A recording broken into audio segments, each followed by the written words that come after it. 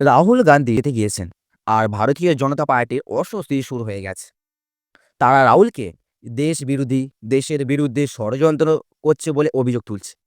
প্রশ্ন হলো, রাহুল গান্ধী যখনই দেশের বাইরে পা রাখেন, বিজেপির আইটি সেল আর নেতাদের এত অস্বস্তি কেন হয়? তিনি জার্মানিতে গিয়ে এমন কি করছেন যা দেখে দিল্লির মসনদ কেঁপে উঠছে? আজ আমরা খুঁটিয়ে দেখব সেই সব কারণ, আর সঙ্গে আলোচনা করব মোদিজির কানে থাকা সেই রহস্যময় যন্ত্রটি আসলে কি। ভিডিওটি শেষ পর্যন্ত দেখুন। সংসদের অধিবেশন চলছে আর এই সময় রাহুল গান্ধী কেন বাইরে গেলেন, এই নিয়ে বিজেপি এখন তোলপাড় করছে। কিন্তু মজার বিষয় হলো, যখন সংসদের 20টি অধিবেশন চলাকালীন নরেন্দ্র মোদী বিদেশে গিয়েছিলেন, তখন কিন্তু কারো কোনো সমস্যা হয়নি। সংসদ চলতে চলতে দেশের প্রধানমন্ত্রী বা বিজেপি নেতারা বিদেশে গেলে সেটা হয়ে যায় মাস্ট স্টপ। আর রাহুল গান্ধী বাইরে গেলে বিজেপির অস্বস্তি শুরু হয়। এই দ্বিচারিতা কেন? চলুন দেখা যাক রাহুল গান্ধীর আসলে মিউনিকের কি করছেন, যেটাকে বিজেপির দেশ বিরোধী তকমা দিতে চাইছে। গত 16 ডিসেম্বর নিউ ইয়র্কে রাহুল গান্ধী গিয়েছিলেন জগৎ বিখ্যাত BMW এর কারখানায়। তিনি কারখানাতেই ঘুরে দেখেন এবং একটি অত্যন্ত গুরুত্বপূর্ণ কথা বলেন। তিনি দুঃখিত যে ভারতে ম্যানুফ্যাকচারিং বা উৎপাদন ব্যবস্থায় এতটাই দুর্বল হয়ে পড়েছে। যে কোনো দেশের উন্নতির জন্য প্রোডাকশন সব থেকে জরুরি, কিন্তু আমাদের দেশে সেটা কমছে।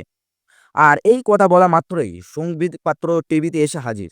তিনি বলেন, দেশকে বদনাম করা হচ্ছে।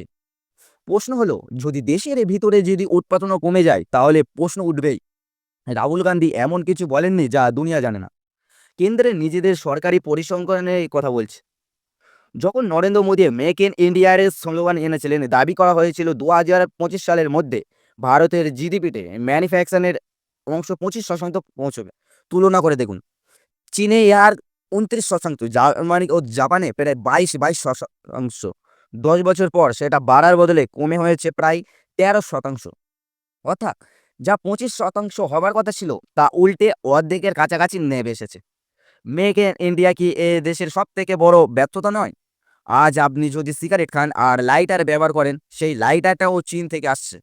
আমাদের খুব কমই তৈরি হচ্ছে।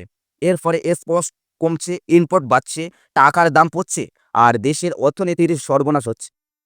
বিরোধী দলের নেতা হিসাবে রাহুল গান্ধী যদি এই সত্যটা তুলে ধরে, তবে তাতে সমস্যা কোথায়? তাই নিয়ে প্রশ্ন তুলেছে বিরোধীরা।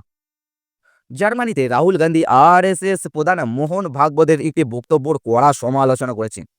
মোহন ভাগবত বলেছিলেন, দুনিয়া সত্যকে নয়, শক্তিকে দেখে।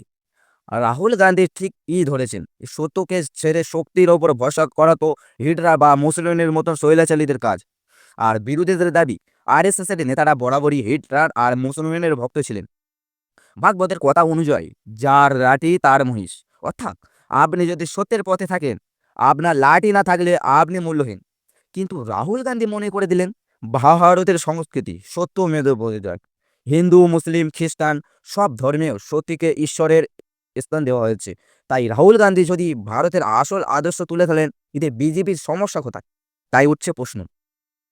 জার্মানিতে রাহুল গান্ধী গিয়েছিলেন পপুলেশন অ্যালায়েন্সের অনুষ্ঠানে। সেখানে বিশ্বের বিভিন্ন দেশের রাষ্ট্রপ্রধান এবং বিরোধী নেতারা উপস্থিত ছিলেন। বিরোধীরা বলছেন, বিজেপির বড় অস্বস্তি হলো তারা রাহুল গান্ধীকে ভারতের ভিতরে আটকাতে পারলেও বিশ্ব মঞ্চে আটকাতে পারছে না।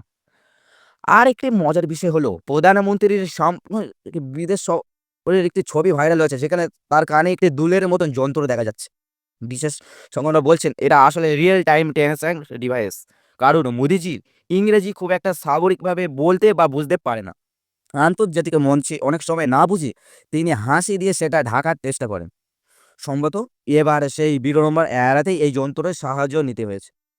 কিন্তু রাহুল গান্ধী, তিনি ইউরোপে বড় হয়েছেন, বড় বড় প্রতিষ্ঠানে পড়েছেন, তিনি ইংরাজিতে অত্যন্ত পর্যন্ত বিদেশি নেতাদের সাথে তিনি কোনো দোভাষী বা যন্ত্র ছাড়াই সমানে সমানে কথা বলেন। এই যে আন্তর্জাতিক গ্রহণযোগ্যতা আর বুদ্ধিবৃত্তিক দক্ষতা, সম্ভবত এটাই বিজেপির ঈর্ষার আসল কারণ। এমনটাই দাবি বিরোধীদের। আপনার কি মনে হয়? কমেন্টে যুক্তি সহ জানান।